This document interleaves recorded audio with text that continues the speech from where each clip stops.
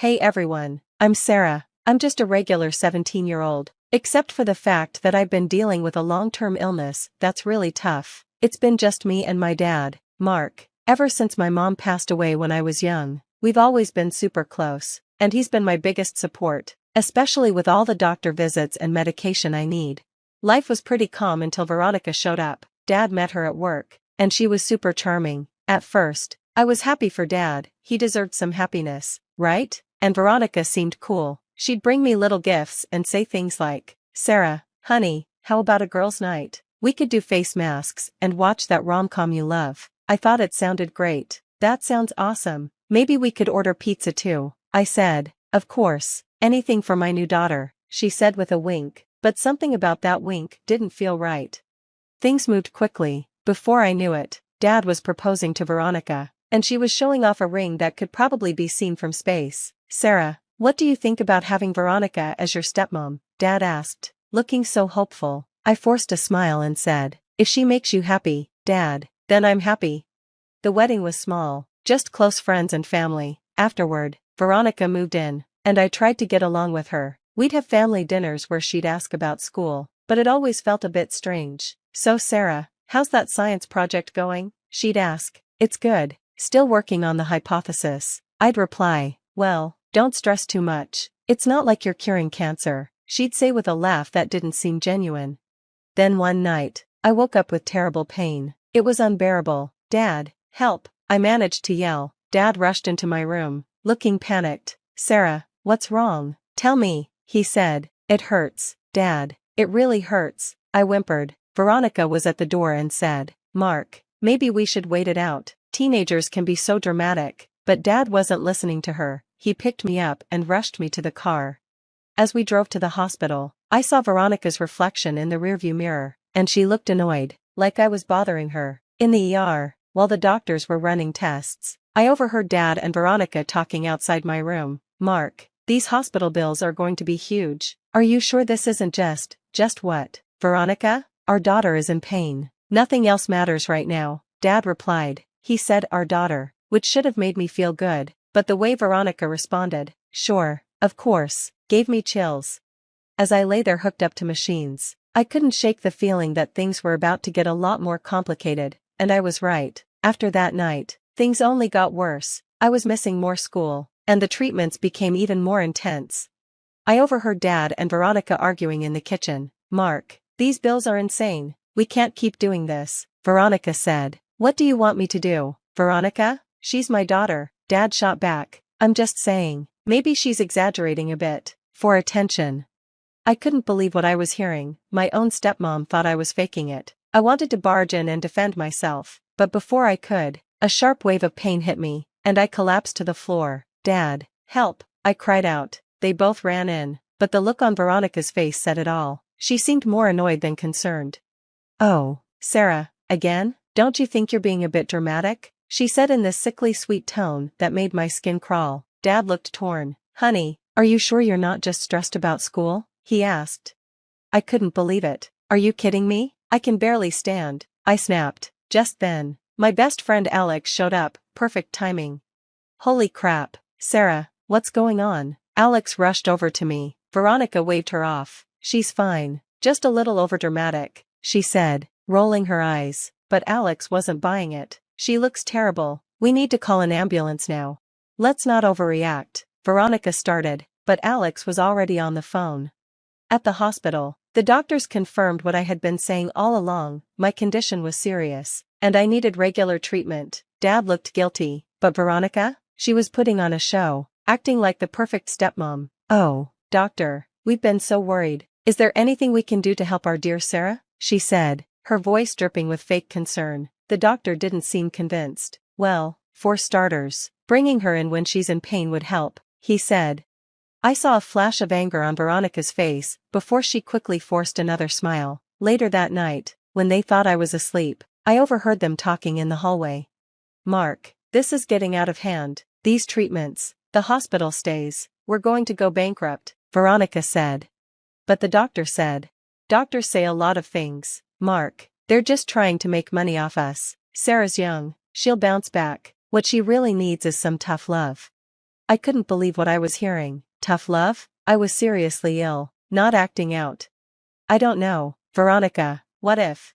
Trust me, Mark, I've dealt with kids before. Sometimes they need a push to get through things. If we stop the treatments, she'll have to face life head on. She'll thank us later. There was a long pause, and my heart pounded so hard I thought they might hear it. Maybe you're right, we'll try it your way. It felt like a punch to the gut. My own dad, the one person I thought I could always rely on, was siding with Veronica. As they wheeled me out of the hospital the next day, I caught Veronica's eye. She gave me a smile that sent chills down my spine, like she was saying, I won, but you know what? Game on, Veronica. If she thought I was going down without a fight, she was wrong. I might be sick, but I wasn't stupid. There was no way I was going to let her win this twisted game. After Dad and Veronica stopped my treatments, things got really bad, really fast. I tried to tough it out, but it was rough. One morning, I could barely get out of bed. Sarah, get up, you'll be late for school. Veronica's shrill voice cut through the door. I don't feel good. I think I need to stay home, I said, weakly. She barged in, her eyes narrowed. Oh please, this act is getting old. Get dressed. I tried to explain, but she wasn't listening. As I stumbled down the stairs, Dad looked worried. Honey, are you okay? Maybe you should stay home. Veronica jumped in before I could respond. Mark, remember what we talked about, no more coddling. Dad's face hardened. Right, Sarah, toughen up, you can't miss any more school.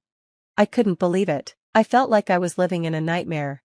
At school, I pulled Alex aside. Dude, I need help. They've stopped my meds, my treatments, everything. Alex's eyes widened. What the hell? That's messed up. We've got to do something. I'm scared. Alex, what if they put me in foster care? Just then, Mrs. Rodriguez, my favorite teacher, overheard us. Sarah, Alex, is everything okay? Before I knew it, I was spilling everything in her classroom. Her face grew more horrified with every word. This is serious, Sarah, we need to get you help. But what can we do? It's my dad's word against mine, I said, feeling hopeless. Alex snapped her fingers. Evidence. We need proof. Mrs. Rodriguez nodded. Good thinking, Alex. Sarah, can you secretly record what's happening at home? A glimmer of hope sparked inside me. Yeah, I think I can. For the next few weeks, I became a secret agent in my own house. I recorded Veronica's cruel comments, Dad ignoring my pain. It was hard listening to it all again, but I knew it was necessary. One day, I overheard Veronica on the phone while I was pretending to nap on the couch. Yes, I've transferred another $5,000. No, don't worry, Mark has no idea. He thinks it's all going to Sarah's treatments. My eyes shot open. She was stealing from us. I quickly hit record on my phone, praying she wouldn't notice. Of course, I'll be careful. These idiots suspect nothing. I'll have the account drained in no time. I felt sick, and not just because of my illness. How could Dad not see through her? The next day at school, I told Alex and Mrs. Rodriguez everything. She's stealing money too. This is insane. Alex was furious.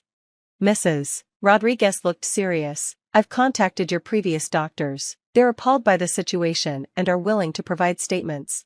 I nodded, feeling a mix of relief and fear. Thanks, Mrs. R. I just hope it's enough. As we were planning our next move, a wave of dizziness hit me. The room started spinning. Sarah, you okay? Alex's voice sounded distant. I tried to respond, but my legs gave out. The last thing I heard was Mrs. Rodriguez yelling for someone to call 911. I woke up in the ER again. Dad was there, looking scared and confused. Veronica, as usual, was trying to charm the doctor. Oh, you know how teenagers are always so dramatic. I'm sure it's just stress from school, she said. The doctor wasn't having any of it. Mrs. Thompson, your stepdaughter's condition is extremely serious. Without proper treatment, she could. Now, let's not exaggerate. Mark and I know what's best for our Sarah. Veronica interrupted. I saw something change in Dad's face. It was like he was finally seeing Veronica for who she really was. But before he could say anything, I felt myself slipping away again. As I drifted in and out of consciousness, I heard Alex's voice. Don't worry, Sarah, we've got the evidence. We'll fix this. Just hang on. I wanted to tell them everything, the stolen money, the lies, but the darkness pulled me under. My last thought was, Please let this plan work. I can't take much more of this. When I woke up again, I felt like I'd been hit by a truck. Dad was by my side, looking like he had aged 10 years overnight. There was no sign of Veronica. Guess she finally flew off on her broomstick. Sarah, baby, I'm so sorry. I should have listened to you, Dad said, his voice thick with regret. Before I could respond, the doctor stormed in, furious. Mr. Thompson, your daughter's condition is critical. The lack of treatment is borderline criminal neglect. I'm obligated to report this to the authorities. Dad looked like he was about to faint. I didn't know, my wife said. That's when Alex and Mrs. Rodriguez burst in like they were leading a rescue mission. We've got proof, Alex shouted, waving her phone. Mrs. Rodriguez, always the calm one, stepped forward. Mr. Thompson, Sarah's been documenting everything, the neglect, the verbal abuse, and the financial fraud. Dad's eyes nearly popped out of his head. Financial fraud? What are you talking about? Alex played the recordings on her phone. Veronica's voice filled the room, bragging about stealing money from the family accounts. Dad's face went from shocked to devastated. I can't believe this. Sarah, I'm so sorry. I've been such a fool. Just then, a nurse rushed in. There's been an accident. A woman named Veronica Thompson. My heart skipped a beat as Dad jumped up. What happened? She was in a high-speed collision, apparently trying to leave town with a large sum of cash. She's alive, but she's paralyzed from the neck down. The room went dead silent. I couldn't help but think, karma's a real thing, isn't it? Dad looked pale, like he might be sick. I need to go see her. Dad, after everything she did? I asked. He shook his head. No, I need to tell her it's over and that she's going to pay for what she did to you. As he left, Alex squeezed my hand. We did it. Sarah, you're safe now.